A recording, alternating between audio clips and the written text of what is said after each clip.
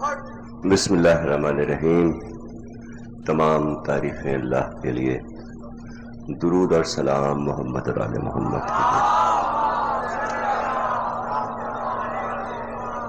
1427 ہجری کے عشرہ ثانی کی خیمہ سادات میں 9ویں مجلس آپ حضرات سماعت فرما رہے ہیں۔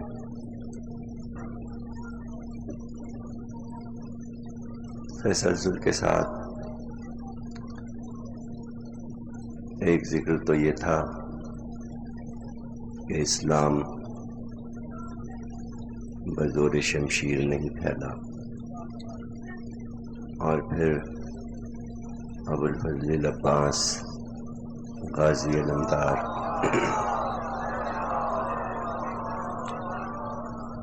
ان کی شخصیت، ان کا کردار، ان کی عظمت سب سے بڑی دلیل ہے اس بات کی کہ اسلام بزور شمشیر نہیں پھیلا۔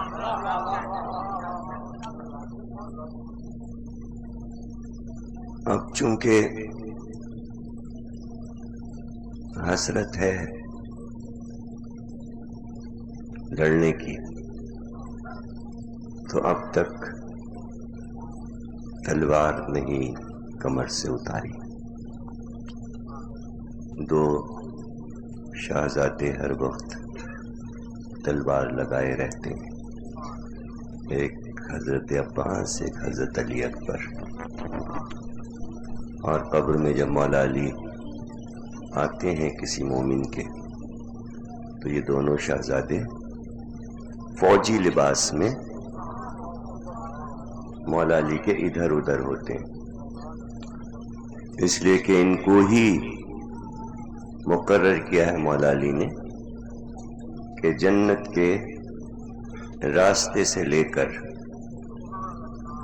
اس مقام تک، وادی السلام تک پہنچا دو۔ آگے چلتے ہیں حبیب ابن مظاہر اور شہزادہ علی اکبر اور حضرت عباس اس مومن کو باتیں کرتے ہوئے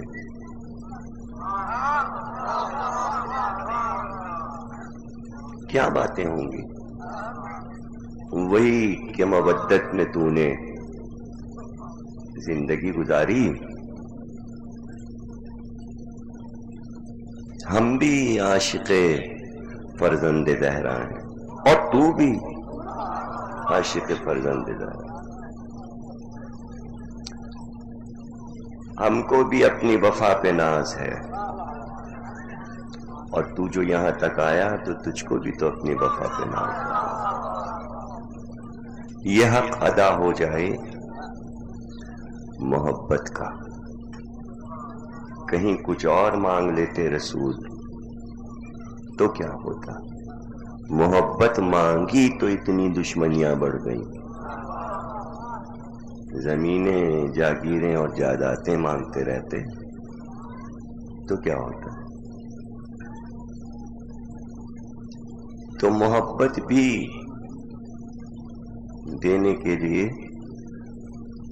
نہیں لوگ تیار ہوئے۔ اس کی وجہ تھی علی کے فضائل کی مار۔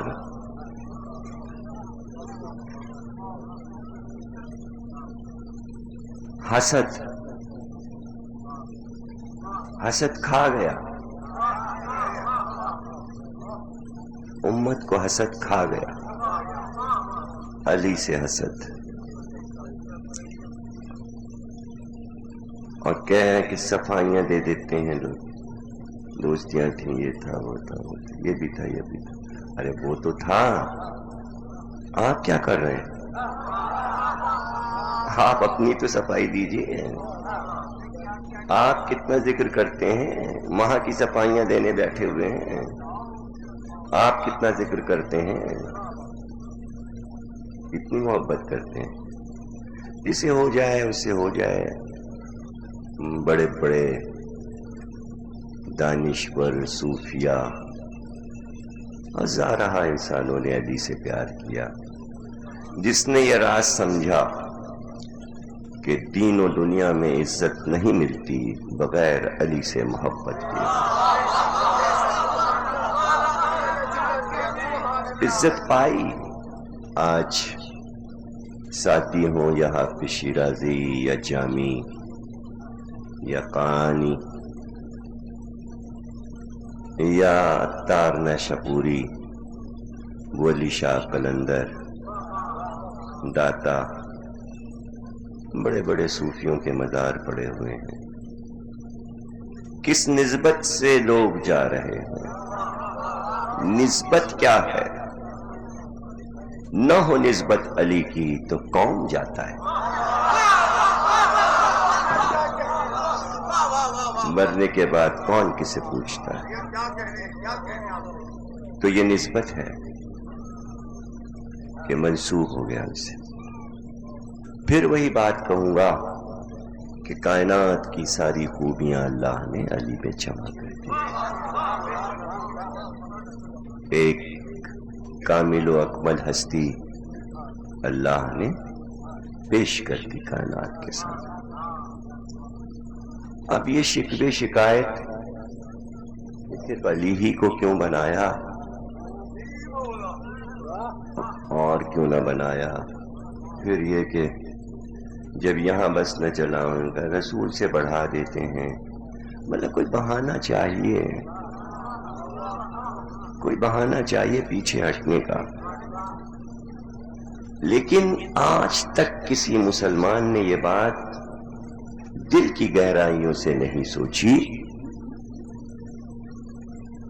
کہ اللہ نے محمد کو بیٹے دیے اور بچپن میں واپس لے لیے، کوئی بیٹا بڑا نہیں ہوا، اور تھے محبوب الہی، اللہ کے سب سے پیارے نبی، حبیب خدا۔ تو پہلے حبیب خدا کو تو سمجھیے، یعنی اللہ یہ چاہتا ہے کہ حبیب جو ہے میرا، اس میں سوا روشنیوں کے کچھ نظر نہ آئے۔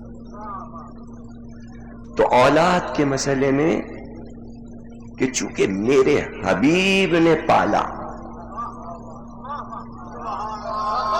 تو چونکہ حبیب کامل ہے تو اس کا پالا ہوا بھی کامل ہو۔ تو اس میں کیا شکایت ہے کہ اللہ نے علی جیسا کیوں نہیں اور بنایا؟ وہ پلتے نبی کی گود میں تو ہوتے علی جیسے۔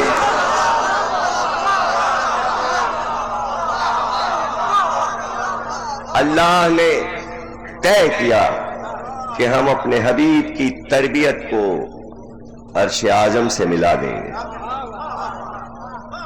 دیکھو پرورش کرتے ہیں، پالتے ہیں تو ایسے نکلتے ہیں۔ اگر ہم بیٹا دیتے تو پھر وہ نبی ہوتا، بیٹا اگر دیتے تو وہ صدیق نبی ہوتا۔ بخاری میں بھی ہے، مسلم میں بھی ہے۔ لیکن کہاں اس نے چاہا کہ اب ان کے بعد کوئی نبی ہو؟ ایسی چیز بنائیں کہ وہ نبی بھی نہ ہو، نبی بھی لگے، نبی والا پیار بھی برستا ہو اور خود نبی بھی اس کو چاہتا ہو۔ اس نے کہا اس کا نام ہے علی، یہ ہے ولی، ولایت کے دریا بہا دیے۔ منصب عہدے یہ تو نام کے ہیں، نام کے ہیں، یعنی قبضے میں کچھ نہیں۔ انی جاعل فی الارض خلیفہ، نام کے خلیفہ ہیں آدم، ہاتھ میں کچھ نہیں، کچھ بھی نہیں، نہ کہیں کی زمین، نہ کہیں کی جائیداد، نہ کہیں کا ملک، نہ کہیں کی فتوحات۔ پتہ چلا یہ لفظ خلیفہ صرف نام کا ہوتا ہے، یہ لفظ کام کا نہیں ہے، صرف نام کا ہے۔ یہ کام کا لفظ نہیں ہے، نام۔ بس ہم نے کہہ دیا انی جاعل فی الارض خلیفہ، کہہ دیا کہہ دیا بنا دیا آدم کو. اس میں کہاں شرط ہے کہ یہ بنے گا تو کچھ دیا بھی جائے؟ یہ کہاں سے سوچ لیا کہ اس میں کچھ ملتا بھی ہے؟ ہر عہدے میں کچھ ملتا نہیں. خدائی عہدوں میں لیا نہیں جاتا، دیا جاتا. وہ نبوت ہو، وہ رسالت ہو، وہ ولایت ہو، وہ امامت ہو، انسانوں کو عطا کیا جاتا ہے. کیا چاہیے، کیا ضرورت ہے؟ ہم اسی لیے آئے ہیں. تمہاری ضرورت کیا ہے؟ بیان کرو، ہم اس مسئلے کو حل کریں گے. تو رسول علی کو پالیں تو کائنات میں ایسا ولی نہ ہو، ایسا وسیع نہ ہو. یعنی رسول نے پالا تو ولایت شروع ہوئی، وصایت شروع ہوئی. رسول پالیں تو علی ایسے شاہکار، اور جب رسول پالیں تو علی بنے، علی پالیں تو عباس.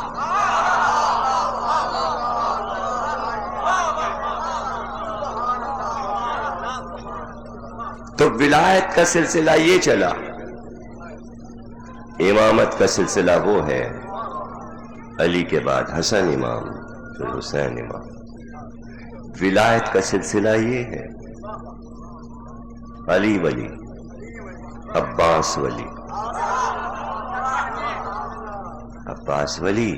اور چاہا علی نے جو جو کچھ صفات ہم میں ہیں لے لو عباس ہم سے، تو ہم تمہیں عطا کرنا چاہتے ہیں. ہمیں معلوم ہے تمہیں جنگ کرنے کا موقع نہیں ملے گا، نہ کیے پر شجاعت کی داغ آج تک بیٹھی. اگر لڑتے عباس تو کیا ہوتا؟ ابھی غازی بہادر کے لقب لے لیے. تو یہ کوئی آل ابراہیم میں حیرت کی باتیں نہیں ہیں. یہاں کام کیے بغیر بھی منصب مل جاتے ہیں، اس میں راز ہے. نہ ذبح ہوئے اسماعیل مگر ذبح عظیم ہو ہی گئے. نہ لڑے عباس لاکھوں کروڑوں سے مگر غازی ہو ہی گئے.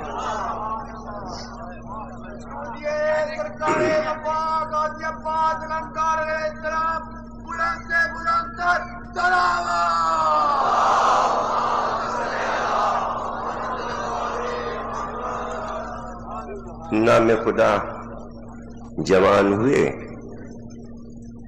شباب کا عالم یہ تھا، حسن اور خوبصورتی کا یہ عالم تھا کہ رسول اللہ کے خصوصی گھوڑے مرتجس پر جب بیٹھ کے نکلتے تھے، مرتجس جو سفید رنگ کا گھوڑا تھا، اور جب اس پہ بیٹھ کے نکلتے، ایک تو یہ بتا دیں آپ کو کہ مرتجس جو ہے جس نسل سے تعلق رکھتا تھا، اس کا کمال یہ تھا کہ جب سوار اس پہ بیٹھ جاتا تو اپنی گردن کو اس طرح اٹھاتا کہ سوار سامنے سے چھپ جاتا تھا. یعنی مرتجس موڑ کی طرح گردن بلند کرتا اور پچھلے حصے سے جب دم کو اپنے چمر کرتا موڑ کی طرح، تو سوار آگے اور پیچھے دونوں طرف سے چھپ جاتا، نظر نہیں آتا تھا. اس شاخ کا گھوڑا تھا، اتنا بلند و بالا گھوڑا تھا کہ ظاہر کرتا تھا کہ سوار کو چھپا لیتے ہیں. ہم واحد عرب میں عباس تھے کہ مرتجس کوششوں کے باوجود عباس کو چھپا نہیں سکا.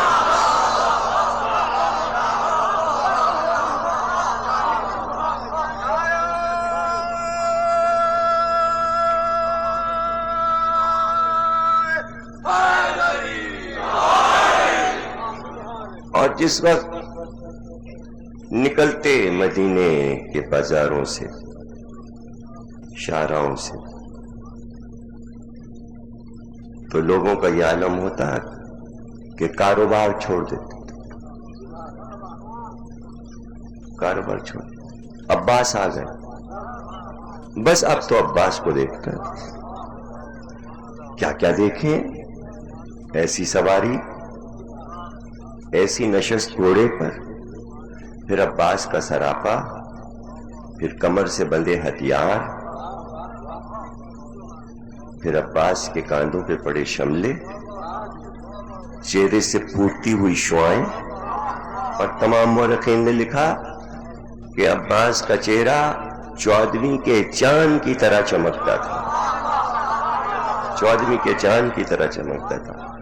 اور جو سجدے کا نشان تھا، چونکہ آدھی رات سے اٹھ جاتے تھے نمازیں پڑھنے اور سجدے کرنے کے لیے، بھائی علی نے یہی تو کہا تھا جو ہے لے لو، تو ایک طرف شجاعت لے رہے تو عبادت باپ سے کیسے چھوڑ دیں، جو باپ والی عبادت ہے وہی، تو کہا کہ پیشانی پر سجدے کا جو نشان پڑا تھا جوانی میں، وہ زہرہ ستارے کی طرح چمکتا تھا، اور اندھیرے میں نکل جائیں کسی صحرا میں تو پیشانی کا وہ نور روشنی دیتا تھا، راستہ دکھاتا تھا۔ اسی لیے صفین میں علی نے چہرے کی نقاب ہٹا کر آواز دی تھی صفین کے لشکر کو، یہ علی نہیں لڑ رہے، ھذا قمر بنی ہاشم، یہ ہم ہاشمیوں کا چاند ہے، یہ ہاشمی چاند ہے۔ قمر، قرآن نے کہا والشمس وضحاها والقمر اذا تلاها، قسم ہے آفتاب کی جب وہ طلوع ہو، قسم ہے چاند کی جب وہ آفتاب کے پیچھے پیچھے آئے، تاسی میں آئے۔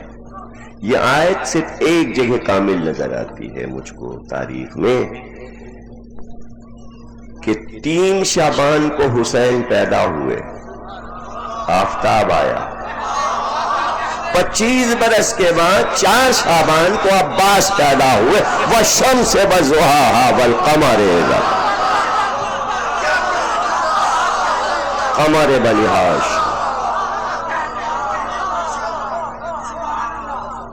تو علی نے خطاب دیا قمر بنی ہاشم۔ کہتے ہیں کہ ہاشمیوں کے خطابات چاند سے ہی متعلق تھے۔ جناب عبد المطلب کو ماہ حجاز کہتے تھے، عبداللہ کو ماہ مکہ کہتے تھے، ہاشم کو چاند کہتے تھے عرب کا، ماہ عرب، جدھر سے نکل جائیں روشن چہرہ، سب چاند تھے، ہاشم بھی چاند تھے، عبد المطلب بھی چاند تھے، حسن کا جواب ہی نہیں تھا۔ جناب عبداللہ کے حسن کے چرچے تھے، سرکار کے والد اور خود سرکار کا چہرہ تاریخ میں تو لکھ لکھ کے تھک گئی، قلم ٹوٹ گئے، لیکن ہمیں کیا کرنا ہے کہ کس نے کیا لکھا، وہ امت کے لیے ہے، پڑھے امت۔ ہم تو یہ جانتے ہیں کہ گھر میں بیٹی نے کیا کہا۔ حدیث قصہ میں فاطمہ زہرا کیا کہتی ہیں کہ جب بابا نے چادر مانگی میں نے چادر اڑا دی، اب جو میں نے چادر اڑائی تو چادر میں سے میرے بابا کا چہرہ 14ویں کے چاند کی طرح روشن تھا، چادر میں سے نور چھن رہا تھا۔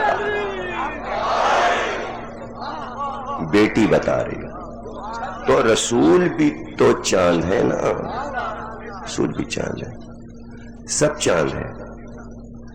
کمال دیکھیے کہ علی نے کیا کہا۔ علی نے یہ نہیں کہا کہ عباس عرب کے چاند ہیں یا مدینے کے چاند ہیں یا حجاز کے چاند ہیں، یہ ہاشمیوں کے چاند ہیں، اور ہر ہاشمی چاند ہے۔ تو اب کیا لقب ہوا عباس کا؟ عباس وہ ہے جو چاندوں کا چاند ہے، چاندوں کا چاند، ایسا لقب اولین و آخرین میں کسی کو نہیں ملا کہ جہاں حسن کا ایک تسلسل ہے تو اجداد کا ذکر بتاتا ہے کہ عباس کتنے حسین تھے، کتنے خوبصورت تھے، کتنے بجی تھے، اور جب نکلتے تو اگر کوئی دکاندار ترازو ہاتھ میں لے کر سودا تول رہا ہے اور اچانک شور ہوا عباس کی سواری آ گئی، ترازو چھوٹ گئے، اب گاہک ہو یا دکاندار سب کا رخ ادھر ہے، عباس آ گیا۔ سب کو وقت معلوم تھا کہ کس وقت محلے بنی ہاشم سے قمر بنی ہاشم کی سواری نکلے گی، اب ادھر سے سواری جائے گی اور کب واپس ہوں گے تو ہم دیکھیں گے۔ نام خدا جب علی اکبر جوان ہوئے تو چچا بھتیجے کو ساتھ لے کے چلنے لگا، تو اب دو سواریاں ساتھ چلتی، عقاب پر علی اکبر، مرتجس پر عباس۔ دو گھوڑے جب برابر سے چلتے، دو جوان، دو وجیح قامت والے، تو شور ہوتا کہ ایک وقت میں دونوں زیارتیں کر رہے ہیں، ہم نبی کی زیارت بھی کر رہے ہیں، علی کی زیارت۔ یہ شبیہ ہے نبی ہے، وہ شبیہ ہے علی۔ صلوات پڑھیے گا۔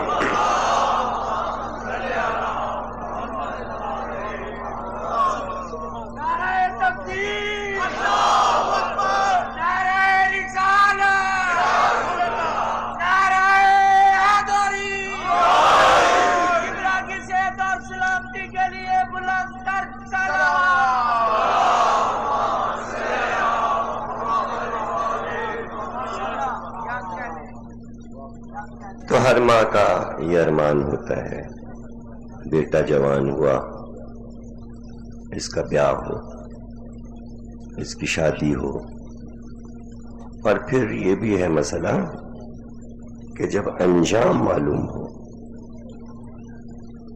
اور یہ پتا ہو کہ گھر میں خوشیاں کم ہیں، تو اگر ایک چھوٹی سی خوشی بھی کہیں پہ مل رہی ہے تو اسے کر ہی ڈالو، اس لیے کہ یہ گھڑی پھر دوبارہ نہیں آئے۔ عباس جوان ہوئے تو کس کس کے ارمان تھے کہ عباس دولہا بنے۔ جب یہ کتاب میں لکھ رہا تھا تو مرزا دبیر نے شادی لکھی ہے حضرت عباس کی، اس کی ہم نثر آپ کو سناتے ہیں۔ تو پھر ہم نے کہا اس شادی کو 150 برس ہو گئے لکھے ہوئے۔ مادی درجہ سے میں نے کہا اب اس دور میں تم لکھو شادی، تو انہوں نے جدید مرثیے میں حضرت عباس کی شادی اس سال لکھی اور جشن ابو طالب میں پڑھی، حالانکہ وہ ابھی پوری نہیں ہوئی ہے۔ اب وہ آ رہے ہیں انشاءاللہ، یہاں 26 کو یہاں پڑھیں گے، 27، 28، 29 امامیہ میں۔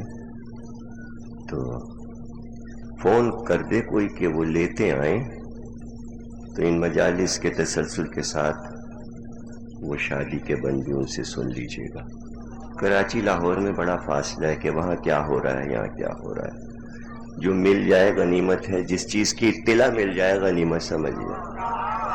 سینکڑوں چیزیں نظر سے گزر جاتی ہیں، کتاب ہو، تقریر ہو، شاعری ہو، تو وہ شادی ضرور سنیے گا جو انہوں نے لکھی ہے، اور 150 برس پرانی میں سنا دوں۔ تو پہلے تو ہم اس کی نثر سناتے ہیں تاکہ بچوں کے ذہن میں نثر بیٹھ جائے، پھر میں شعر پڑھوں گا۔ اس دن میں نے شعر نہیں پڑھے تھے حضرت ام البنین کی شادی کے، لیکن آج پڑھوں گا۔ صلوات پڑھیے گا۔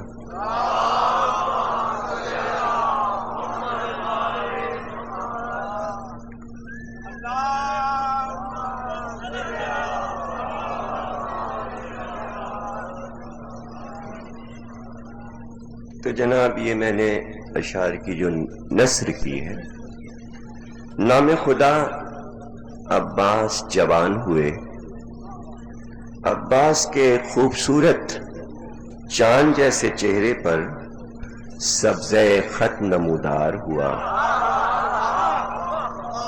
ام البنین نے 18 برس ہونے پر سبزہ خط دیکھ کر حضرت علی کو مبارکباد پیش کی کہ چاند پر حالہ نمودار ہو گیا۔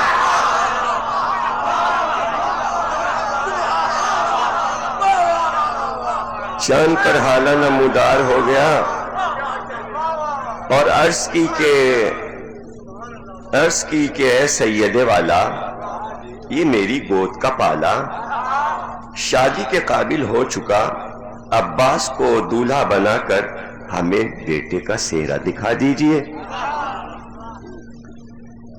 جوانی کی بہار شباب پر ہے، خدا جانے یہ پھولا پھلا گلستان کب نظر خزاں ہو جائے اور ہم ہاتھ ملتے رہ جائیں کہ دل کے ارمان نہ نکل سکے۔ عباس کے لیے شادی کی پوشاک شاہانہ ہو، جیسا میرا فرزند ہے دلہن بھی ایسی ہی خوش اتوار ہو۔ عباس کی شادی میں ہر دھوم دھام وجہ ہے کہ یہ فاطمہ زہرا کے لال کا علمدار ہے۔ شب عقد گھر بار بھی لٹا دیا جائے تو کم ہے، کیوں؟ اس لیے کہ یہ پیاسی سکینہ کا صدقہ ہے۔ حضرت علی نے فرمایا مجھے یہ دل سے منظور ہے۔ حضرت زینب نے کہا اماں یہ تو خوشی کی گھڑی ہے، پیغام عقد کا رقعہ لکھا جائے۔ حضرت ام البنین نے کاغذ منگا کر حضرت عباس کو دیا۔ حضرت عباس نے شرما کر سر جھکا لیا۔ حضرت ام البنین نے خوش ہو کر کہا عباس خدا کے کرم سے آج یہ دن خوشی کا قسمت نے دکھایا ہے۔ ابھی ہم کو تمہارا بچپن یاد ہے جب باب العلم علی کی خدمت میں تم مکتب میں پڑھتے تھے۔ اب نام خدا قابل، عاقل اور ہوش مند ہو گئے۔ لکھو کہ اے اشراف مدینہ میں عباس غلام سردار جنت ہوں۔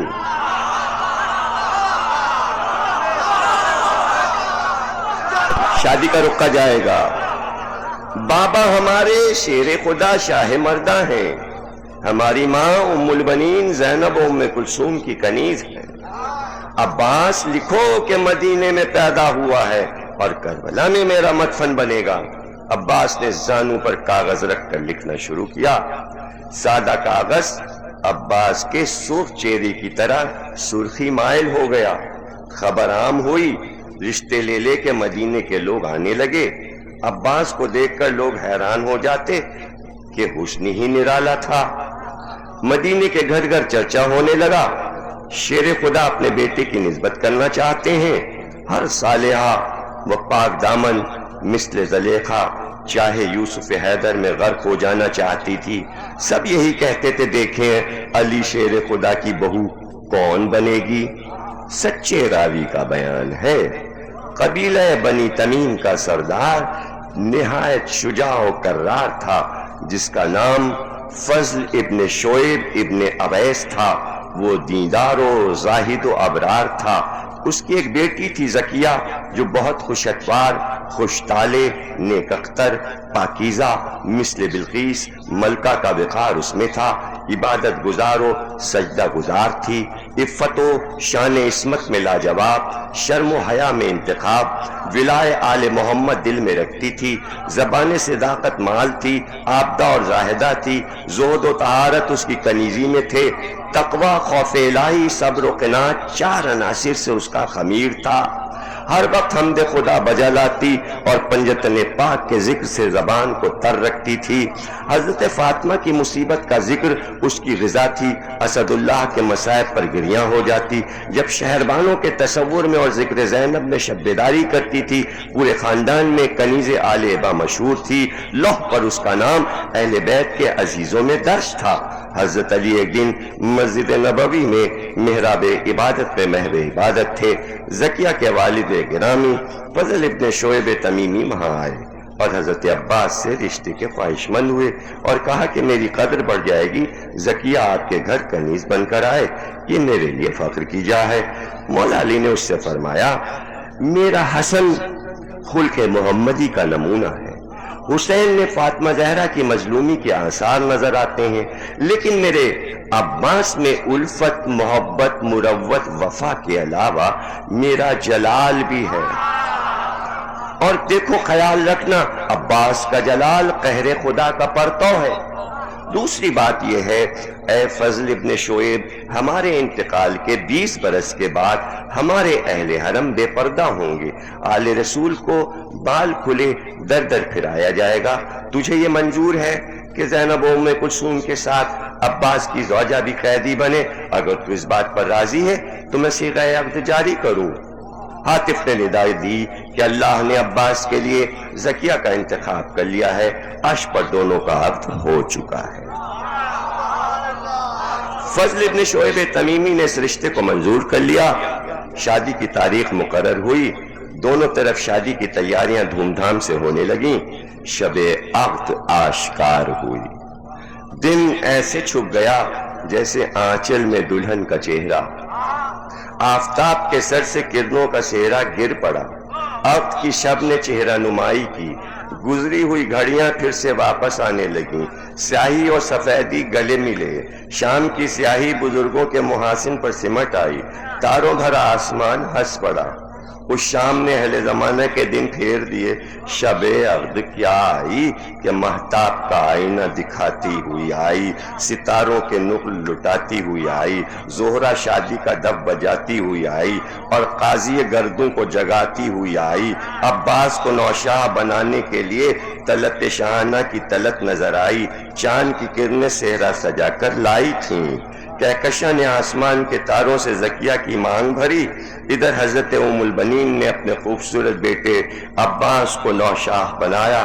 بنی ہاشم چھوٹے بڑے آ کے مبارکباد دینے لگے۔ علی کے گھر میں خاندان رسول کے پیر و جمع کا مجمع تھا، آسمان کے فرشتے براتی بن کر آئے تھے اور ان براتیوں کے سردار اس پر جبریل امی تھے۔ مولا علی عباس کی برات لے کر دلہن کے گھر چلے۔ مولا علی کے 12 صحابی اور 7 پسر، امام حسن، امام حسین، محمد حنفیہ، محمد اصغر، عون بن علی، یحییٰ ابن علی اور خود حضرت عباس، یہ 7 پسر علی کے ساتھ تھے۔ آیات کی تلاوت و مناجات زبانوں پر تھی۔ طبق میں ایک قسم کی مٹھائی نقل کی سوغات تھی۔ حسین کے باوفا علمدار کی شادی تھی، اس لیے حیدر کرار بہت خوش تھے۔ فضل ابن شعیب تمیمی نے برات کا استقبال کیا، در علم کو اپنے گھر میں لے گیا۔ حضرت عباس نوشاہ بنے، اپنے پدر گرامی کے پہلو میں سرخم کیے ساتھ تھے۔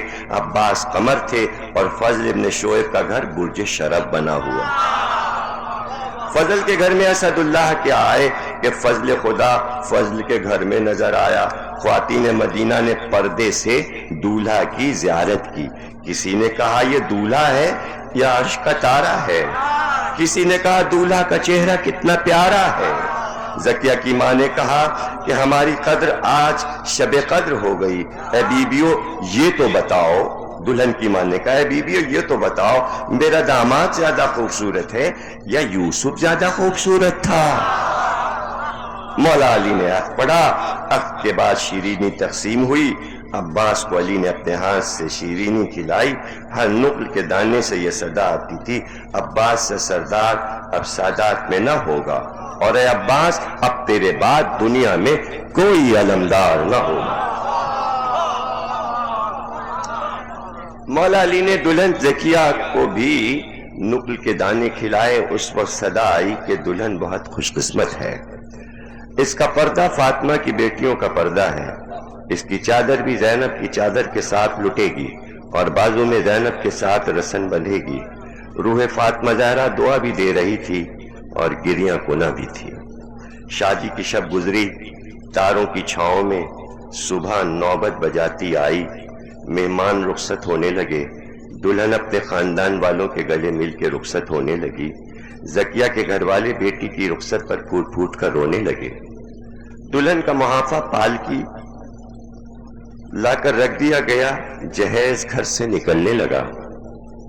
جہیز میں ایک یمنی چادر، نالین اور موزے، ایک خود مصری، ایک مصری زرہ، ایک اصفہانی تلوار عباس کو سلامی میں ملی، ایک اسپِ دو رکابہ سجا ہوا میں ساز، ایک مشکیزہ پانی بھرنے کے لیے۔ زکیہ کے گھر والوں نے مدت میں یہ سامان جمع کیا تھا، زکیہ کے گھر والوں نے مدت میں یہ سامان جمع کیا تھا۔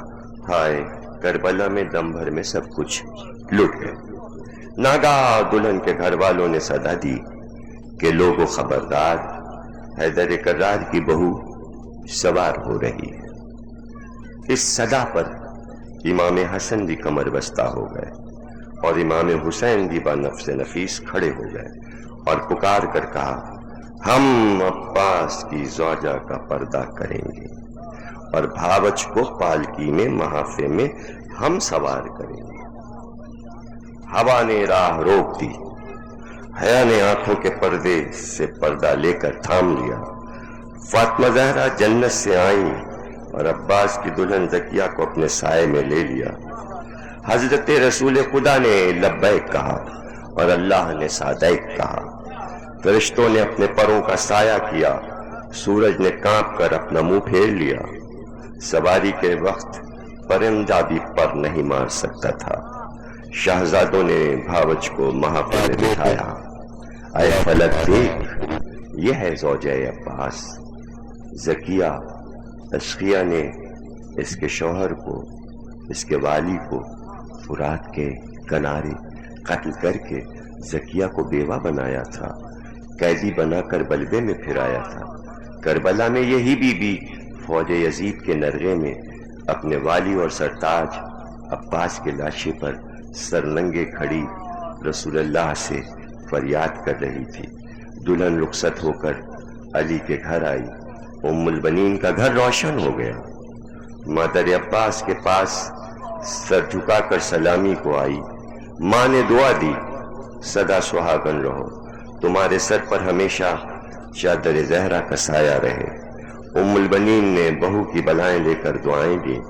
بہو کا ہاتھ تھام کر ام البنین زکیہ کو حضرت زینب کی خدمت میں لائیں اور کہا، سلام کرو، یہ ثانیہ زہرا ہیں، یہی تمہاری مالک و مختار ہیں۔ پھر حضرت شہر بانو کی خدمت میں لائیں اور کہا، یہ فخر عجم ہیں، یہ بانو سلطان امم ہیں۔ کچھ دنوں کے بعد علی کے باغ کے شجر میں ثمر آنے لگے، خانہ امید میں شمس و قمر آئے، عباس کی آغوش میں لال و گوہر آئے۔ عباس صاحب اولاد ہو گئے۔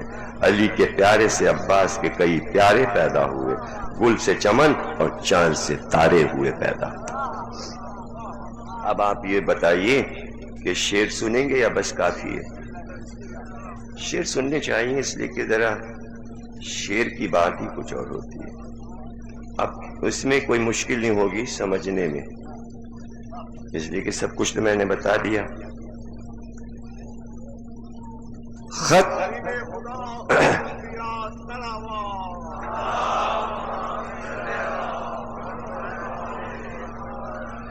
جس گھڑی اس ماہ ید اللہ نے نکالا، ماں بولی مبارک ہو میرے چاند پہ حالا، حیدر سے کی عرض کے اے سید والا، اب بیاہ کے قابل ہے میری گود کا پالا، نوشاہ علمدار حسینی کو بنا دو، سیرا ہمیں سکہ سکینہ کا دکھا دو۔ اس کے معنی نثر سے زیادہ آپ شعر سمجھتے ہیں؟ پہلے ہی میں شعر پڑھ دیتا تھا مطلب۔ آخر تو یہ دنیا میں ہے کچھ روز کے مہمان، کچھ تو نکل جائے میرے دل کا بھی ارمان، آیا وہی آج ان کی جوانی کا گلستان، رہ جائے گی حسرتی جو کل ہو گیا ویران، کس کو یہ توقع ہے کہ پھولیں گے پھلیں گے، گر جلد خزاں آئی تو ہم ہاتھ ملیں گے۔ آخر میرے بچے کے لیے بے کفنی ہے، پھر کیوں نہیں پوشاک عروسانہ بنی ہے، گر آج وطن میں ہے تو کل بے وطنی ہے، پھر سر ہے نہ صحرا نہ بنا ہے نہ بنی ہے۔ اس مصرے کا کوئی جواب ہے؟ اس مصرے کا کوئی جواب ہے؟ اردو ادب کی تاریخ میں پھر سر ہے نہ صحرا نہ بنا ہے نہ بنی ہے، کیوں جلد نہ شادی کی تمنا کروں مولا، آ جائے ابھی موت تو پھر کیا کروں مولا۔ جیسا میرا فرزند خوش اتوار ہے صاحب، ایسی ہی دلہن بھی مجھے درکار ہے صاحب، جو دھوم ہو شادی میں سزاوار ہے صاحب، زہرا کے پسر کا یہ علمدار ہے صاحب، گھر بار شب عقد لٹا دیجیو والی، سقائے سکینہ کی خوشی کیجیو والی، فرمایا علی نے مجھے دل سے ہے یہ منظور، زینب نے کہا اماں لو اب تو ہوئی مسرور، مشاطہ کو بلواؤ کرو اس سے یہ مذکور، رقہ لکھو بی بی جو زمانے کا ہے دستور، مشاطہ جو یہ خوشخبری پائے گی اماں، 100 باتیں ابھی ڈھونڈ کے لے آئے گی اماں، عباس کو کاغذ دیا مادر نے منگا کے، ہنس کر کہا شرماتے ہو کیا آنکھیں جھکا کے، قسمت سے یہ دن آیا ہے صدقے میں خدا کے، ایک دن تھا کہ مکتب میں پڑھا کرتے تھے جا کے، اب اسم نویسی کے سزاوار ہوئے تم، قابل ہوئے عاقل ہوئے ہوشیار ہوئے تم، قابل ہوئے عاقل ہوئے ہوشیار ہوئے تم، لو لکھو کہ اشراف مدینہ کو ہو معلوم، میں بندہ ہوں عباس سے غلام شہ مظلوم، بابا شہ مردہ حسد خالق قیوم، اور والدہ ہے خادمہ زینب و ام کلثوم، احمد کے مدینے میں ولادت لکھو واری، اور کرب و بلا جائے شہادت لکھو واری، لکھنے کا زانو پہ ورق رکھ کے خزادہ، ہم رنگ خطے رخ وہ بنا کاغذ سادہ، مشاطوں نے انبوہ کیا حد سے زیادہ، کوئی تو سوار آئی وہاں کوئی پیادہ، ایک ہاتھ میں رقہ لیے حیران کھڑی تھی، دولہا کو کوئی دیکھ کے بے ہوش پڑی، یہ تو رشتے لے کے جا رہی ہیں نا، ہر کوچے میں گل پڑ گیا گھر گھر ہوا چرچا، لو شیر خدا بیٹے کی نسبت کہیں جویا، ہر بالغ صالحہ کو مثل زلیخا، 100 جان سے ہوئی یوسف حیدر کی تمنا، کہتی تھی مدد چاہیے اب وقت رسا کی، دیکھیں کہ بہو کون بنے شیر خدا کی، اب راوی صادق سے یہ ہے وارد اخبار، فضل ابن شعیب ابن اویس ایک تھا دیندار، شیخ العرب و فخر تمیم اشجع کرار، دختر تھی زکیہ لقب ایک اس کی خوش اتوار، خوش طالع و نیک اختر و فرخندہ لقب تھی، بلقیس حشم ہور شیم عاشق رب تھی، رخ زاہد عفت کے لیے قبلہ نما تھا، دل حاجی عصمت کے لیے بیت خدا تھا، یا رکن رکین حرم شرم و حیا تھا، اور سجدے کی معراج کو سر عرش اولا تھا، کہتے ہیں صداقت جسے وہ اس کی زباں تھی، باتوں سے بلا مقبر صادق کی آیاں تھی، بخشی تھی خدا نے دو کنیزیں پہ خدمت، جن کا کہ لقب شرع میں ہے زہد و طہارت، جس 4 عناصر سے بدن کی ہوئی خلقت، چاروں وہ تھے تقوی و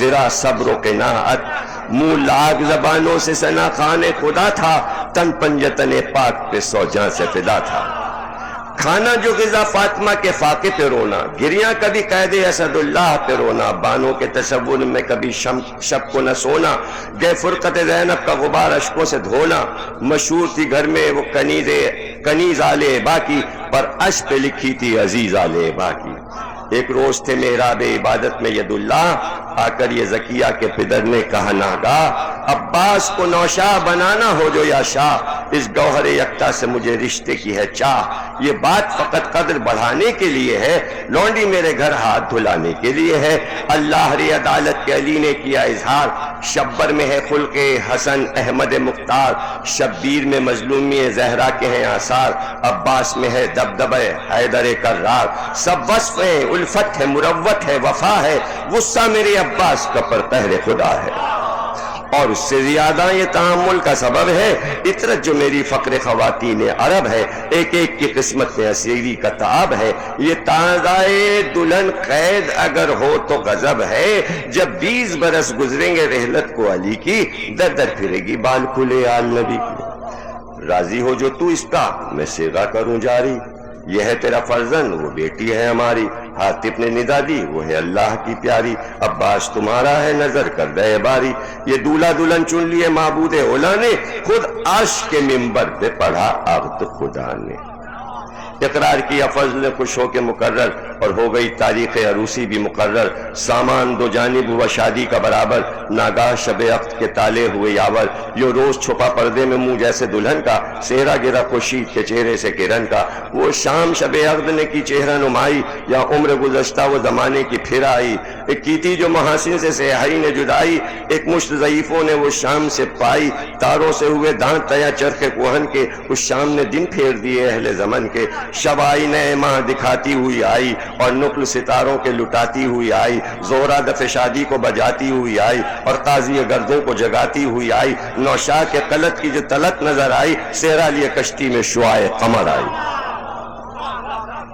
تاروں سے بھری مانگ ادھر کہا کشاں نے، نوشاہ کو سوارا یہاں نوشاہ کی ماں نے، گردا کے مبارک کا ہر خرد و کلا نے، دروازے پہ انبو کیا پیر و جمع نے، باطن میں براتی ملک عرش بری تھے، سر حلقہ مگر حضرت جبریل امی تھے، بیٹے کو چلے بیانے حلال مہمات، 12 رفقا ہفت پسر شاہ کے تھے ساتھ، ہاتھوں میں جو صبح زبانوں پہ مناجات اور نقل کی شیرینی طبق میں لیے سوغات، باچھیں کھلی جاتی تھی پیغمبر کے وسیع کی شادی تھی علمدار حسین ابن علی کی، مشتاق قدم فضل تھا راہ گزر میں، خالق کے در علم کو وہ لے گیا گھر میں، نوشاہ کے سرقم کیے پہلو پدر میں، داخل ہوا خورشید علی برج قمر میں، ابن اسد اللہ جو حجلے میں در آیا، پھر فضل خدا فضل کے گھر میں نظر آیا، سب بیویاں کرنے لگیں چھپ چھپ کے نظارہ، بولی کوئی یہ دولہا ہے یا عرش کا تارا، ایک نے کہا کیا نام خدا چہرہ ہے یہ پیارا، سانس آ کے پکاری کہ خوشا بخت ہمارا، کیوں بیویو ایسا ہی خوش اسلوب تھا یوسف، داماد میرا خوب ہے یا خوب تھا یوسف، خوش ہو کے پڑھا عبد شہ عقدہ کشا نے، اور نقل لیے ہاتھ میں فقر دو سرا نے، عباس کے منہ میں جو دیے نقل کے دانے، ہر نقل سے کلمہ یہ سنا شیر خدا نے، شبیر سا سادات میں سردار نہ ہوگا، عباس تیرے بعد علمدار نہ ہوگا، پھر نقل زکیہ کو کھلانے جو لگے شاہ، بے ساختہ وہ نقل یہ گویا ہوا باللہ، اس صاحب عصمت کا جو خوشا رتبہ خوشا جا ہے، پردہ جو ہو فاطمہ کی آل کے ہمراہ، زینب کے قریب اس کا تو رسی میں گلا ہو، اور فاطمہ کی روح دعا دے کے فدا ہو۔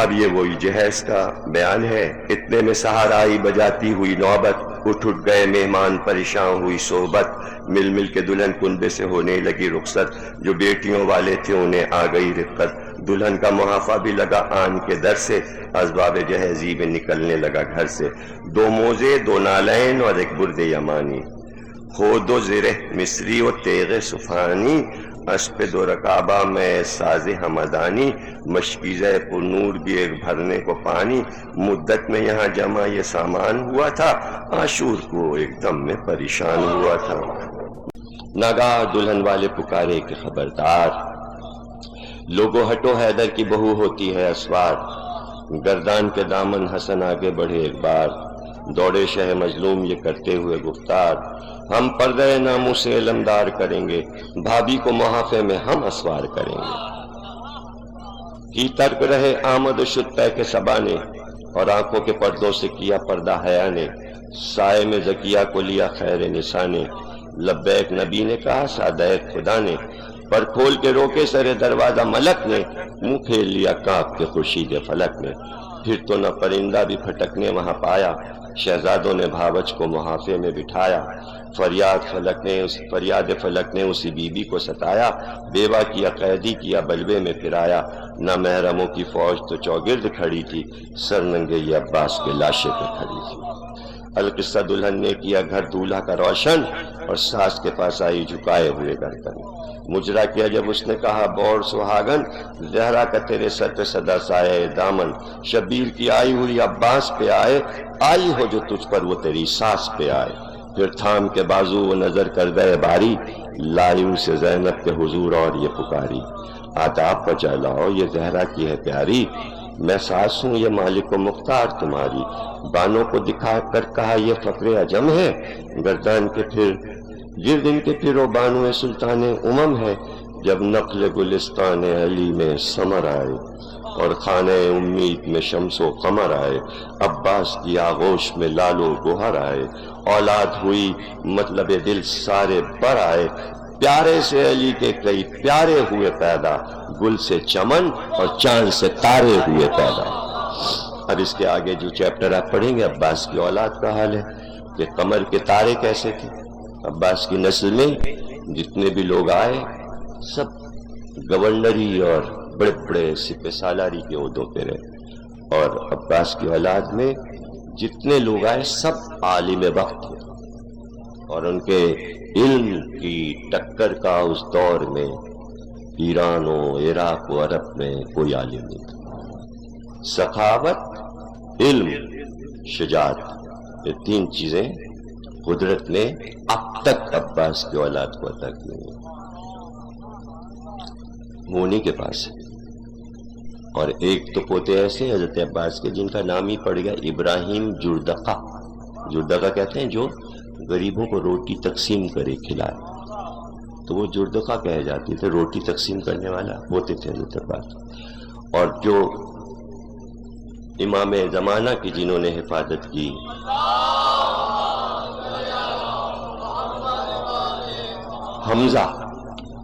حمزہ بن حسن بن فضل بن عبید اللہ بن عباس علمدار، ہلے میں ان کا روضہ ہے، ان کی زیارت کا حال بھی میں نے لکھا ہے جب میں ان کے روضے پہ گیا۔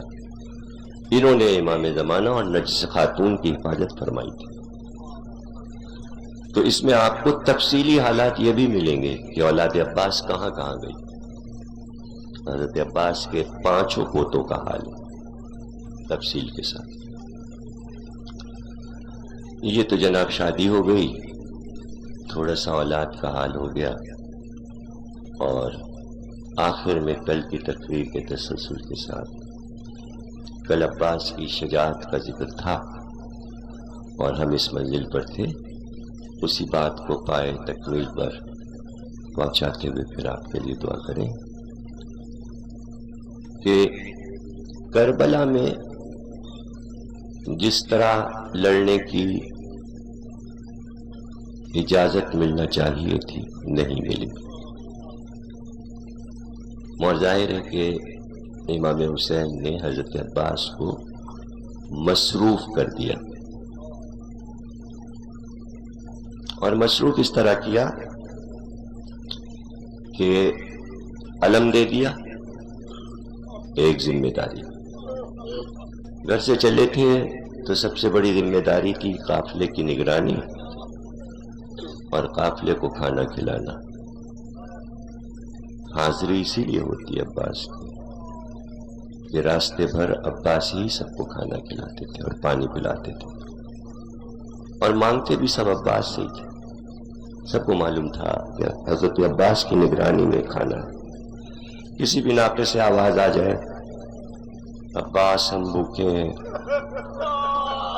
تو عباس کھانا لیے ناقے کے پاس آ گئے، مشق اور پوزا لیے ہوئے پانی، کیا مجال کہ پہلی آواز پہ پانی نہ پہنچ جائے، اس لیے غازی کی حاضری ہوتی۔ اب نگرانی، کھانے کا انتظام، گفت و شنید، دشمن سے گفتگو کے لیے حسین عباس کو ہی بھیجتے تھے۔ 2 ذمہ داریاں، اب تیسری ذمہ داری علم دے دیا،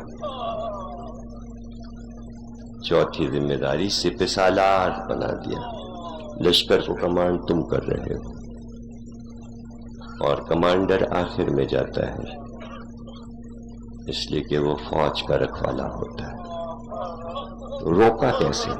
شروع میں نہیں جانے دیا کہ صبح صبح اگر عباس چلے گئے تو لڑائی کا نقشہ بدل جائے گا۔ اور جو آخری ذمہ داری دی ہے، 5ویں ذمہ داری، وہ قیامت کی ذمہ داری، وہ کیا ہے؟ یہ پیاسے بچوں کے سقے کو ہم مشق دے رہے ہیں۔ کیا تم پانی لا سکتے ہو عباس؟ کیا تم پانی لا سکتے ہو؟ اب حسین یہ کہہ دیں کہ کیا پانی لا سکتے ہو، تو یا تو پانی آ جائے یا یہ طے ہو جائے کہ اب عباس کو واپس نہیں آنا، اور قصہ یہیں پہ ختم ہو جائے گا۔ ہوا یہی کہ عباس نے جان لڑا دی کہ یا پانی لے آئیں اور یا پھر واپس نہ آئیں۔ تو پانی تو لے کے چلے تھے، لے آئے تھے، پہنچا نہیں سکے، اس لیے واپس ہو گئے کہ اب خیمے میں جانے سے کیا فائدہ۔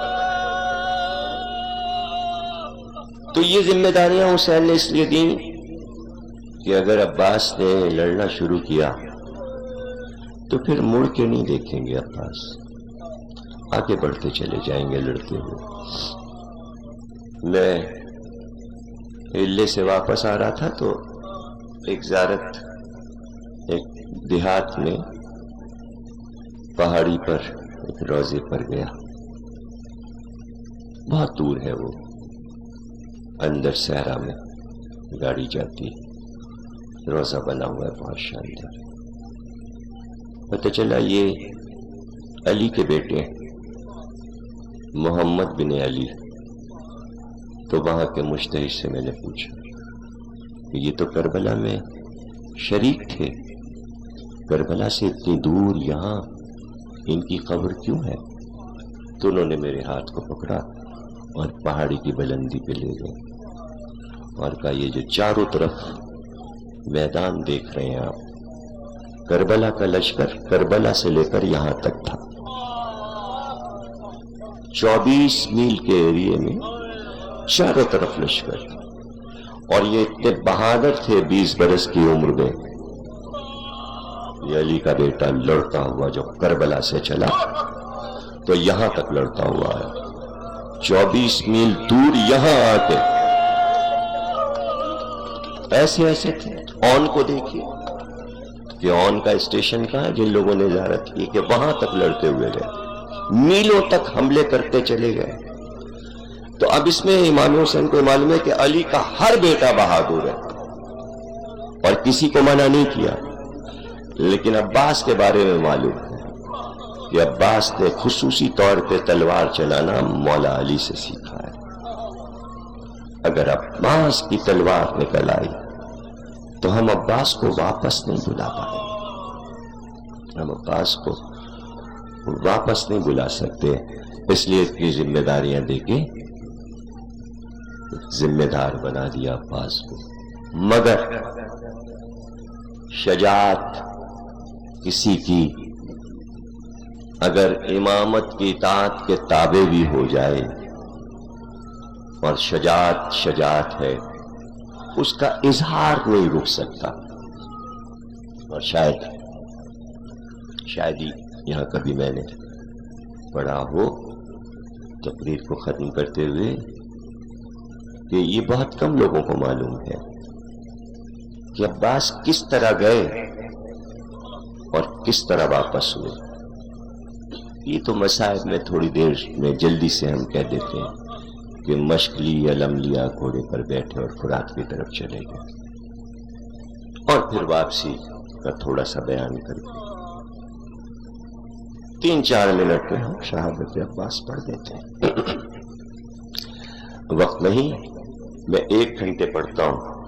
عباس کا جانا ریکارڈ ہے، پڑھ چکا ہوں تفصیل سے کہ جب آپ روضہ عباس میں جائیں گے تو فرات کی طرف جو دروازہ ہے جس کا نام ہے باب سقائے سکینہ، تو جہاں عباس کا روضہ ہے وہاں سے فرات تک یہ گاؤں غازریہ کہلاتا تھا. جہاں جنگ کربلا ہوئی اس طرف نینوا میں ناصریہ ہے یہ مقام. یہاں درخت نہیں تھے، جہاں امام حسین کے خیمے ہیں یہاں درخت نہیں تھے. جیسے جیسے فرات کے کنارے کے گاؤں آتے جائیں گے، چونکہ پانی قریب تھا تو نخلستان بنتا جا رہا تھا، اور کھجور کے بڑے بڑے درخت ایک دوسرے سے ملے ہوئے کھجور کے باغات تھے. غازریہ پورا کھجوروں کا باغ تھا. 2 راستے تھے خیام حسینی تک آنے اور جانے کے فرات سے. اگر صحرا سے فرات ہو کر آئیں خیمے حسین کی طرف تو طویل راستہ تھا، اور اگر غازریہ کے باغوں سے ہو کے آئیں تو یہ مختصر راستہ تھا. عباس جب گئے تو صحرا کی طرف سے گئے، لشکروں کو رونتے ہوئے گئے، لشکروں کو بھگاتے ہوئے گئے. لیکن سب سے بڑا معرکہ عباس کا جو تھا وہ فرات کے کنارے تھا. اس لیے کہ سب سے سخت اور کڑا پہرا فرات کے کنارے تھا، اور عبداللہ ابن متی اور حجاج کے پہرے تھے، اور اس کے لشکر تھے فرات کے کنارے، اور جتنے لوگ فرات کے کنارے کھڑے کیے گئے تھے سپاہی، سب کے پاس خصوصی تیر و کمان تھے، اس لیے کہ فرات کی طرف جو بھی آئے اس کو دور سے ہی روک دیا جائے، یعنی دریا کے کنارے بھی نہ آنے پائے، اس لیے وہاں سے تیر بارانی کی جائے، یہ تھا۔ تو اب جب فرات کے کنارے پہنچے عباس تو کہتے ہیں کہ 12,000 کماندار ایک ساتھ کمانے کڑکے اور 12,000 تیر ایک ساتھ چلے، اور کہتے ہیں جب یہ تیر مل مل کے 12,000 چلے تو دھوپ سے زمین پہ سایہ ہو گیا، جیسے کوئی فرش جا رہا ہے، کوئی سایہ گزر رہا ہے، ایسے ایک لوہے کی چادر آ رہی تھی، اور ان 12,000 تیروں کی چادر کا، لوہے کی چادر کا رخ عباس کی طرف تھا۔ یہی وہ منزل ہے کہ جہاں علم بھی ہے، مشق بھی ہے، نیزہ تلوار بھی ہے، صرف اس مقام پر عباس نے تلوار استعمال کی ہے، ورنہ نیزہ استعمال کیا۔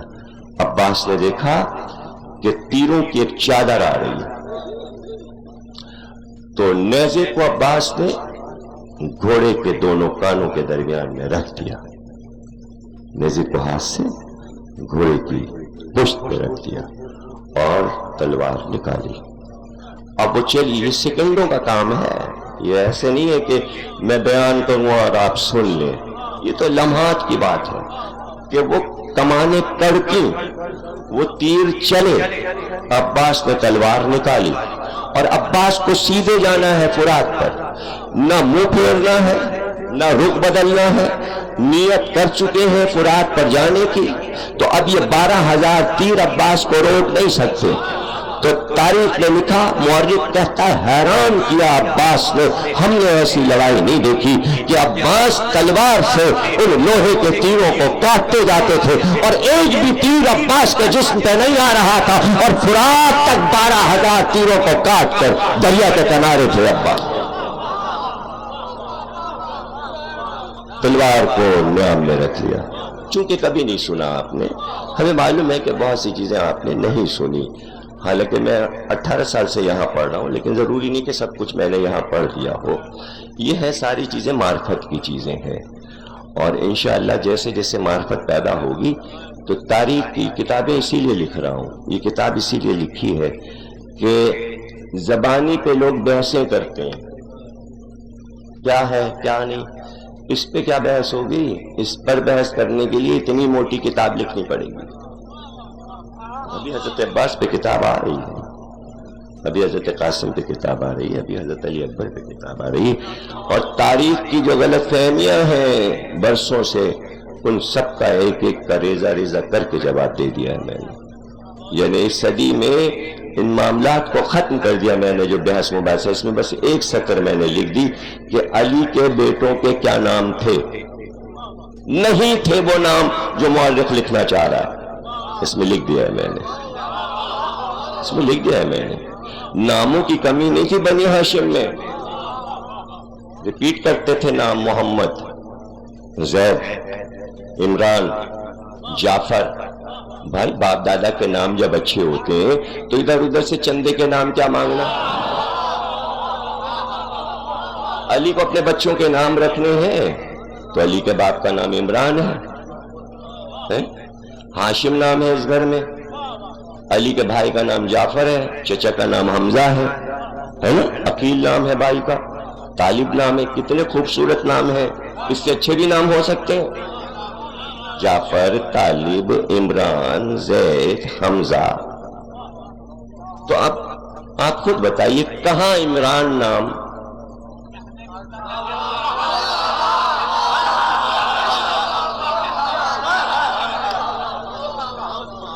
تو میں نے تاریخی حوالے سے وضاحت کر دی ہے کہ یہ غلط فہمی دور کر لیجئے، یہ غلط فہمی بالکل دور کر لیجئے. چونکہ ناموں پہ بڑی کتابیں چھپ رہی ہیں لاہور میں، موٹی موٹی کتابیں. ابھی جو کتاب اردو بازار سے چھپی ہے اپنے بچوں کے نام رکھیے، اس کا پہلا لفظ یہ ہے، یہ کیا ہے بحث کرنا کہ فلاں نام نہ رکھو. چونکہ عبدالرحمن ابن ملجم علی کے قاتل کا نام تھا تو اب بچوں کا نام ہی نہ رکھو ابن ملجم، حضور کا ابن ملجم نام رکھیے. کس نے منع کیا ہے؟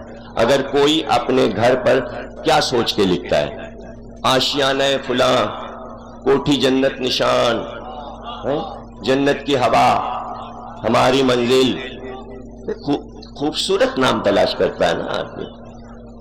آپ بتائیے نا. اور اگر آپ اپنی کوٹھی بنوائی اور بڑا بڑا لکھ لیجئے پاخانہ،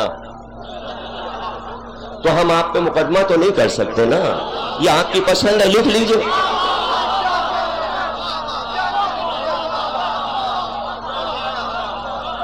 آپ کہیں گے یہ ہماری پسند ہے، تو یہ تو اپنی اپنی پسند ہے. اگر یہی ناموں کی بحث کرنا ہے تو اس کے اوپر بھی میرے اشرا موجود ہے، چھپا ہوا معجزہ اور قرآن کتاب پڑھی، اس میں میں نے یہ بحث کی کہ کیسے نام. تو نام تو ابلیس بھی ہے، نام تو ابلیس بھی ہے، رکھ لیجئے. شیطان بھی نام رکھ لیجئے. آج تک کسی نے فرعون اور نمرود نام کیوں نہیں رکھا ہے؟ اب تو پرانی باتیں ہو گئی، مر آ گئے وہ لوگ. اب دوہرائیے یہ نام. اور چونکہ یہ فرعون اور نمرود اور یہ شداد اور حامان کچھ ناموں سے ملتے جلتے بھی ہیں، تو رکھ لیں، یہ نام رکھ لیں. تو یہ نام ہمیشہ مبارک رکھو. حضور کی حدیث ہے اچھے نام رکھو تاکہ اولاد پر اچھے اثرات پڑے. ایسے نام نہ رکھو جن کے معنی اچھے نہیں ہیں. اور سب سے بڑی مثال کہ اللہ نے اپنے انبیاء کے نام کتنے اچھے رکھے، آل محمد کے نام کتنے اچھے رکھے گئے. اب اس سے زیادہ مثال کیا ہے انبیاء سے بڑھ کے؟ آپ انبیاء کے نام چھوڑ کے آپ ادھر ادھر بھٹکتے پھر رہے ہیں. یہ نام رکھ لو. کیوں بھائی؟ ابن ملجم نام رکھ لو. یہ کیا بات؟ ہرملہ نام رکھ لو. روک کون رہا ہے؟ کون روک رہا ہے؟ حسین ابن نبیل نام رکھ لو، ابن زیاد نام رکھ لو. رکھ لو، رکھنے میں کیا؟ تو کہنے کا مطلب یہ ہے کہ مبارک نام، کیا مبارک نام ہے عباس؟ علی نے رکھا. اسد، عباس، حمزہ، حیدر، ایک فورس، ایک طاقت ہے ان ناموں میں. کچھ نام مرے ہوئے ہوتے ہیں، لاکھ رکھو، زندہ نہیں ہوتے.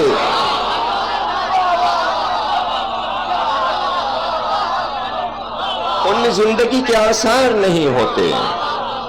اور ان میں روب و دبدبا کے لفظ استعمال کیا ہے دار.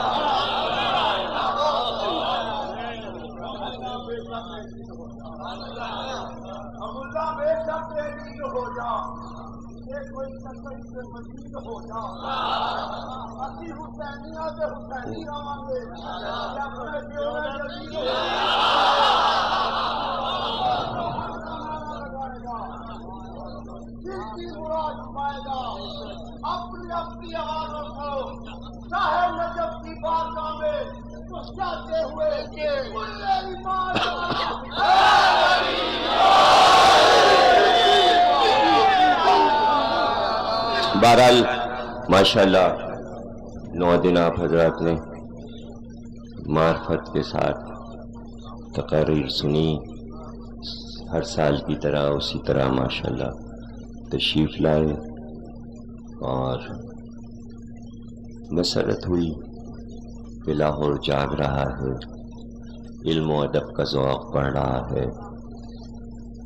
18 سال میں کہاں سے کہاں بات پہنچی، کتنے بچوں کا اضافہ ہوا، نئے چہرے جوان ہوئے، ذکر آل محمد میں شریک ہوئے، بزرگوں کی سرپرستی میں کارواں آگے بڑھا.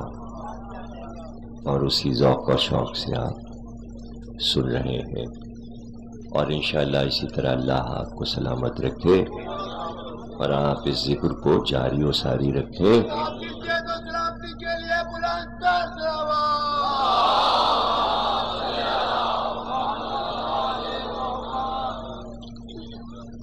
تو عباس نے لوہے کی چادر کو کاٹ کے پھینک دیا۔ انہوں نے سوچا کہ یہی تو موقع ہے، اب اس کے بعد تو کوئی موقع ہی نہیں ہے تلوار چلانے کا، اور یہیں پہ رجس پڑا، میں علی کا بیٹا ہوں، میں غضنفر ہوں، جب میں حملہ کرتا ہوں تو میدان میں کوئی رک نہیں سکتا، شیر غضنفر ہوں میں۔ اور فرات پر قبضہ کرنے کے بعد دیکھیے، وہ سمجھے تھے کہ دور کا حربہ تیر و کمان سے ہم عباس کو پیچھے کی طرف واپس کر دیں گے یا عباس زخمی ہو جائیں گے، لیکن عباس نے ایک بھی تیر اپنے جسم پہ نہیں آنے دیا، اس لیے کہ عباس کو فرات تک جانا، اور اتنی ہمت ہے نہیں کسی میں کہ قریب آ سکے، قریب نہیں آ سکتے تھے، منہ پہ نہیں آ سکتے تھے، سامنے نہیں آ سکتے تھے، لشکر بنا کے نہیں آ سکتے۔ عباس نے پورے پہرے کے لوگوں کو، لشکروں کو بھگا دیا، پورا گھاٹ صاف کر دیا، پورا گھاٹ صاف نظر آیا، اور مرتجس کو فرات میں، اور جیسے ہی گھوڑے نے پانی کی نمی محسوس کی، فوراً کام یہ کیا اس نے کہ اپنی گردن کو اٹھاتا چلا گیا، اٹھاتا چلا گیا، اور گھوڑے کی عادت ہوتی ہے کہ پانی میں پہنچ کے چھینٹیں اڑاتا ہے، لیکن وہ ساکت ہو گیا، ایسا نہ ہو کہ پانی کی چھینٹیں منہ پہ آ جائیں۔ عباس کا گھوڑا ہے، رسول کی سواری کا گھوڑا ہے، تو یہاں پہ حضرت عباس نے کہا بھی کہ تو بے آب و دانہ ہے 3 دن سے، تو پی لے، لیکن اس نے گردن ہلا کے اشارہ کیا، شاہ مدینہ کی بیٹی پیاسی ہو اور میں پانی پی لوں۔ اب یہاں پر 2-3 جملے ایسے ہیں کہ جن کی میں وضاحت کر دوں، اس میں علم و ادب میں، شعر کی دنیا میں بڑی بحث ہے کہ کیا پانی مشق میں بھرنے سے پہلے عباس نے چلو میں اٹھایا تھا؟ تو چلو میں پانی اٹھانے سے کوئی یہ تو نہیں لکھ سکا کہ عباس کا ارادہ پینے کا تھا۔ دور سے راوی دیکھ رہا ہے، قریب نہیں ہے کہ عباس کیا کہتے ہیں، لیکن عباس کے اشارے علمی ہیں، اور جو ذہین ہے وہ سمجھ رہا ہے کہ عباس کے اشارے کیا ہیں۔ لوگوں نے کہا اٹھایا، پینے کا ارادہ کیا۔ اب یہاں پر شعراء توجیہ پیش کرتے ہیں، ادیب لکھتے ہیں کہ پانی میں سکینہ کی شکل نظر آئی، پانی پھینک دیا، شاعری میں ہے کہ پانی کے منہ پر پانی مار دیا، مختلف طریقے سے لوگ وضاحت کرتے ہیں، لیکن ہم آپ کو خطیب اعظم مولانا کلب حسین صاحب قبلہ، جن کے بیٹے کلب صادق آج کل آئے ہوئے ہیں، یہاں لاہور بھی آئے ہوئے ہیں، کراچی میں ہیں، تو ان کے والد جو بانی ہیں مجلس شام غریبہ کے لکھنؤ میں، ان کے میں 2 جملے آپ کو سناتا ہوں جو اس موقع پر انہوں نے کہے، اور اس منزل پر ان سے خوبصورت بات میں نے آج تک کسی سے نہیں سنی۔ یعنی باتیں تو بہت سی ہیں جو بیان کی جا سکتی ہیں، لیکن یہ دل کو لگتی ہے اور اس کے علاوہ کچھ نہیں ہے۔ وہ کہتے ہیں کہ 2 محرم کو فرات کے کنارے سے دشمن نے عباس کو ہٹایا تھا۔ عباس نیت کر چکے تھے کہ فرات پہ قبضہ کریں گے۔ قبضہ کیا جاتا ہے ہاتھ سے، یہ کہلاتا ہے قبضہ، ہمارا قبضہ۔ دیکھیے زمین مٹھی میں نہیں آ جاتی، لیکن جب کہتے ہیں کہ یہ زمین ہمارے قبضے میں ہے تو قبضے کا اشارہ یہ ہے، سمجھ رہے ہیں نا آپ؟ قبضہ یہ کہلاتا ہے۔ تو عباس تاریخ میں لکھواتے کیسے کہ قبضہ میرا ہو گیا؟ اب ہزاروں لوگ دیکھ رہے ہیں تاکہ اشارے کو سمجھے کہ عباس قبضہ کر چکے، اس لیے فرات پہ ہاتھ مارا، ہے دریا ہمارا، قبضہ ہمارا۔ اب رہ گیا یہ کہ قبضہ دکھا دیا تو ہو سکتا ہے دور والے نے یہ قبضہ نہ دیکھا ہو، تو پانی اٹھایا اور کہا یہ پانی، یہ ایسے لیا اور یوں کر کے یہ پانی یہ ہمارے قبضے میں۔ اب یہاں پر وہ دو باتیں کہہ کر آخری بات کہتے تھے کہ پھینکا یوں، ٹھکرایا یوں اسے کہ اس سے فقریہ کہا کہ ساقی کوثر کا بیٹا ہوں، یہ پانی کیا ہے اور اس کی حقیقت کیا؟ یہ تو بات کی بات تھی جو قبضہ کر کے دکھا دیا، اس سے خوبصورت جملہ نہیں ہو سکتا۔ بات کی بات تھی کہ کہا تھا کہ لے لیں گے تو لے کے دکھا دیا، قبضہ کر کے دکھا دیا، ورنہ ہمیں اس کی کیا پرواہ، ہم تو ساقی کوثر کے بیٹے۔ مشق کو بھرا۔ اس میں ایک اور تاریخی پوائنٹ یہ کہ مشق 7 دن سے سوکھی پڑی ہوئی تھی دھوپ میں، تو چمڑا جب اکڑ جاتا ہے تو دیر میں اس میں پانی بھرتا ہے، جب تک پوری مشق کا چمڑا تر نہ ہو جائے پانی نہیں بھر سکتا۔ تو عباس نے کئی بار مشق کو غوطے دیے تاکہ تر ہو اور تب پانی بھرے۔ اتنی دیر لگی ہے پانی بھرنے میں تو بھاگا ہوا لشکر سمٹا اور سپہ سالار لشکر پکار رہا ہے، پانی جانے نہ پائے۔ یہی منزل ہے کہ جب ہرملہ کو ابن سعد نے فرات کے کنارے بھیجا کہ اس وقت تجھے یہاں جانا ہے، پہنچنا ہے، کام تیروں کا ہے، کمانوں کا ہے، لیکن تیرا وہاں رہنا ضروری ہے۔ عباس نے پانی بھرا، پانی بھر کے فرات سے نکلے، اور ایک بات دونوں راستوں کو غور سے دیکھا۔ اس راستے سے میں آیا ہوں، یہ صحرا کا راستہ ہے، اور یہ غازریہ کا راستہ ہے جہاں روضہ ہے عباس کا۔ یعنی غازریہ وہ جگہ ہے کہ وہیں روضہ ہے اور ایک جانب ایک شانہ ہے، اور جب دوسری جانب رہیں گے تو عباس کا دوسرا شانہ ہے۔ یعنی اس پورے گاؤں کو صرف عباس نے اپنے حصار میں لیا ہوا ہے۔ کیوں؟ اس لیے کہ اس سرزمین سے عباس جو گزرے، زمین نے قدم پکڑ لیے کہ اب چھوڑیے گا نہیں ہم کو۔ غازریہ نے کہا ہمیں چھوڑیے گا نہیں، تو عباس نے اسے پیار دے دیا زمین کو، چلے عباس۔ تو عباس نے طے کیا کہ پانی جلدی پہنچنا چاہیے، آئے تھے تو صحرا کی طرف سے، چلے تو غازریہ کی طرف سے، تاکہ جلدی پہنچ جائے حسین کے خیمے تک اور پانی سکینہ کو جلدی پہنچا دے۔ لیکن یہاں کھجور کے درخت لگے تھے اور درختوں کے بیچ سے عباس کو نکلنا ہے۔ میدان تھا تو سامنے کوئی نہیں آ سکتا تھا، عباس کو جانے کی جلدی تھی، دشمن ہر درخت کی آڑ میں چھپ چکا تھا، سامنے تو آ ہی نہیں سکتا تھا۔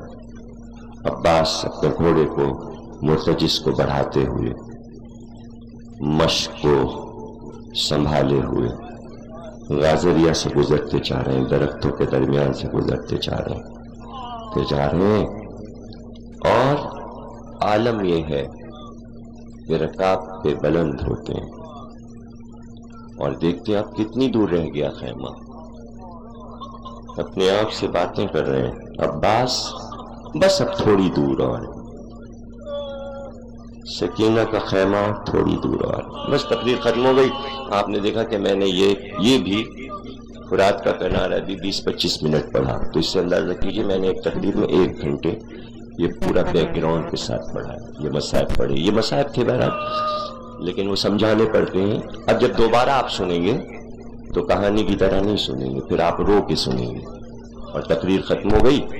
عباس نے دیکھا کہ اب کتنی دور ہے حسین کا خیمہ. عباس کا جو قاتل ہے اس کا نام ہے طفیل سنسبی. طفیل سنسبی, اور اس کے پاس گرز ہے. گرز سب سے طاقتور چیز ہوتی ہے جس کا بار سر پہ کیا جاتا ہے. یہ ایک بھاری پتھر اور لوہے کے وزن کی چیز ہے. گرز لائے گئے تھے عباس کے لیے, صرف عباس کے لیے لائے گئے تھے.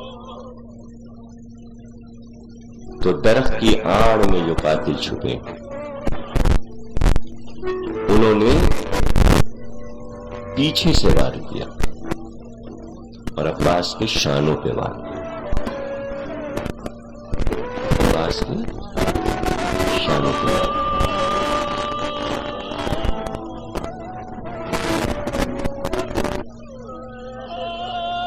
درخت کی آڑ سے وار ہوا, ایک شانہ تڑپا اور گر گیا. تو علم کو عباس نے دوسرے ہاتھ میں سنبھال لیا, اور اب جب دوسرا شانہ بھی کٹ گیا تو علم سلامی ہوا, لیکن مشق کے تسبے کو دانتوں سے پکڑ لیا. اب عباس کو کسی چیز کی پرواہ نہیں. اب گھوڑے کی لجا میں ضرورت نہیں ہے, مرتجس کو خود معلوم ہے کہ میرا سوار بغیر ہاتھوں کے ہو گیا, مجھے خود لے کے جانا ہے اپنے سوار. اسے رخ معلوم ہے کہ کہاں تک جانا ہے, اور وہ عباس کو لیے جاتا ہے. اب عباس نے دیکھیں مشق, ہاتھوں کی پرواہ نہیں کہ دونوں ہاتھ کٹ چکے. اب عباس کو ایک ہی فکر ہے, یہ مشق بچ جائے, اور مشق کو بچانے کے لیے کوشش یہ کوئی قریب نہ آنے پائے, کوئی شقیق قریب نہ آنے پائے. تو اس کے لیے عباس نے یہ کیا کہ اب نیزہ بھی گیا, تلوار بھی گئی, میں مشق بچاؤں گا کیسے؟ تو آپ کے سرکار نے دونوں پیر رکاب سے نکال لیے, اور دونوں پیر نکال کر لڑنا شروع کیا ٹھوکروں سے, اور جو سامنے آیا اسے ٹھوکر پہ اڑاتے. کیا مجال کے کوئی قریب آ جائے. لوگ ڈر گئے کہ عباس اس طرح لڑ رہے ہیں, یعنی قریب جانے کی کسی کی ہمت نہیں ہے. اس لیے ابن سعد نے کہا ہرملہ سے کہ مشق کو نشانہ بناؤ, مشق کو پانی نہ جانے پائے, اس لیے کہ عباس کی جان اس وقت مشق میں ہے. یہ جو تم جذبہ عباس کا دیکھ رہے ہو نا کہ ہاتھ کٹنے کے بعد بھی لڑ رہے ہیں, یہ خوشی ان کو اس بات کی ہے کہ پانی بچا ہوا ہے. اس لیے ہرملہ نے کمان میں تیر جوڑا, جزاک اللہ. لیکن نمی مجلس ہے, سلسلہ عباس کی مسائل کے اعتبار سے آج ہو گئی تقریر, کل ذوالجناح کا حال پڑھیں گے. تو یہ تو سمجھ لیجئے کہ جو مجلسیں حضرت عباس پہ ہو رہی تھیں, اللہ سب کی مرادیں جو بھی مانگے باب الحوائج ہیں. روتے میں آنسوؤں کی چھاؤں میں جو چاہے مانگیے, رزق مانگیے, اولاد مانگیے, صحت مانگیے, سب کچھ اس دربار سے عطا ہوتا ہے. اور چونکہ میں طبیعت ٹھیک نہیں اس لیے تیز نہیں پڑھ سکتا, سانس کی وجہ سے رک رک کے پڑھ رہا ہوں. آپ میرا ساتھ دیجئے، دو تین نئی چیزیں میں آپ کو بتاؤں گا جو بڑے بڑے علماء نے لکھی ہے. یہ تحفہ ہے آپ کے لیے حضرت عباس سے متعلق. وہ یہ ہے کہ جو لوگ زیارت کرنے جاتے ہیں تو وہ حیران ہوتے ہیں کہ عباس کے دونوں ہاتھ جہاں پر ملتے ہیں دفن ہے وہ جگہ، اور جہاں خود عباس دفن ہے. تو یہ کیا ہوا؟ ایسا کیوں ہوا کہ ہاتھ عباس کے خیام سے قریب ہے اور عباس خیام سے بہت دور ہے؟ یہ کیا بات ہے؟ بہت دن تک بڑے بڑے علماء اس مسئلے کو حل کرتے رہے کہ ایک آدمی آگے بڑھ رہا ہے، فرض کیجئے کہ اس امام باڑے کی طرف ایک آدمی جا رہا ہے، ادھر جا رہا ہے نا، سمجھ رہے ہیں نا، یہاں سے چلا اور اس جگہ پر اس کا کوئی رومال گر گیا اور وہ آگے بڑھ گیا اور وہاں جا کے وہ بے ہوش ہو گیا مثلا، تو وہ وہاں پہ ملے گا، چیز یہاں پہ گری ہے. لیکن نقشہ یہ نہیں ہے عباس کا، ہاتھ یہاں پر ہے، عباس ادھر کو جا رہے ہیں لیکن قبر ادھر کو ہے. ہاتھ پہلے ملتے ہیں، عباس بعد میں ملتے ہیں، جبکہ عباس خیمے کی طرف جا رہے تھے. جب حسین چلے خیمے سے، ایک ہاتھ ملا، اٹھایا سینے سے لگایا، دوسرا ہاتھ ملا، اب چلے عباس کے لاشے پر. تو پہلے تو عباس کو حسین کو ملاقات کرنی تھی، ہاتھ تو بعد میں ملیں گے. یہ ہوا کیا؟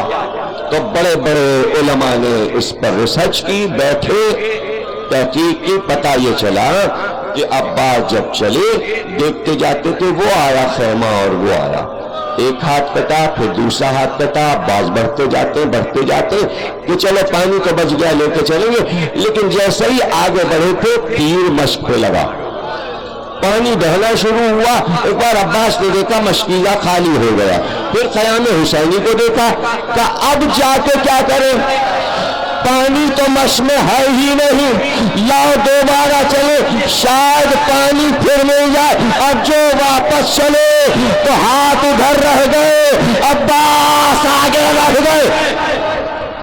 جزاک اللہ، بہت گریہ کیا آپ نے، اللہ آپ سب کو سلامت رکھے. عباس کے پرچم کا سایہ تم سب کے سروں پہ رہے، تم سب کے سروں پہ عباس کا علم رہے. دو جملے اور عرض کرتا ہوں، اور ابھی میں نے کراچی میں بھی پڑھا اور میرے بچوں کو کراچی میں یہ روایت پسند ہے، چونکہ بچے سے متعلق ہے اس لیے پڑھ رہا ہوں. بحر العلوم ایک عالم تھے، ان کا 8-9 برس کا بچہ تھا، باپ کے ساتھ روضہ عباس میں جاتا، باپ مصائب پڑھتے قبر عباس پر اور بیٹا سن کے روتا تھا. ایک دن جیسے ہی قبر عباس پہ بحر العلوم پہنچے تو بیٹے نے کہا بابا آپ نے کتنی بار مجلس میں یہ پڑھا ہے کہ میرے آقا مولا عباس بہت بلند قامت تھے، لمبے قد کے تھے، لیکن بابا یہ جو قبر بنی ہے یہ چھوٹی کیوں ہے، یہ بڑی کیوں نہیں ہے؟ بحر العلوم نے بیٹے کی بات سنی، گرے بے ہوش ہو گئے. جب ہوش آیا تقریر کے آخری جملے کا بیٹے یہ کیا پوچھا؟ ارے جب عباس کے سر پہ گرز لگا، عباس گھوڑے سے گرے، حسین جب عالم لے کر چلے، حسین تو چلے گئے، حسین کو جاتے دیکھ کر اشقیاء پلٹے اور پلٹ کر تلواریں نکالے اور عباس کے قامت کو تلواروں سے ٹکڑے ٹکڑے کرنا شروع کیا. جب سید سجاد آئے تو عباس کے جسم کے ٹکڑے جمع کر کے تابوت